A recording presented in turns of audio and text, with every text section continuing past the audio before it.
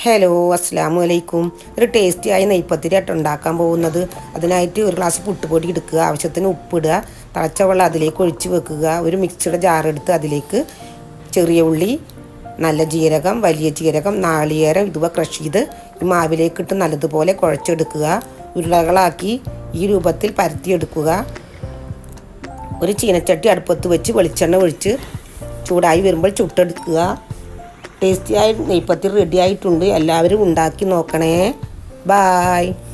Hello അസ്സലാമു അലൈക്കും. ഒരു ടേസ്റ്റിയായ നെയ്പ്പത്തിരി ഉണ്ടാക്കാൻ പോകുന്നത്. അതിനായിട്ട് ഒരു ഗ്ലാസ് പുട്ടുപൊടി എടുക്കുക, ആവശ്യത്തിന് ഉപ്പിടുക, തിളച്ച വെള്ളം അതിലേക്ക് ഒഴിച്ച് വെക്കുക. ഒരു മിക്സിയുടെ ജാറെടുത്ത് അതിലേക്ക് ചെറിയ ഉള്ളി, നല്ല ജീരകം, വലിയ ജീരകം, നാളികേരം ഇതുവ ക്രഷ് ചെയ്ത് ഈ മാവിലേക്കിട്ട് നല്ലതുപോലെ കുഴച്ചെടുക്കുക.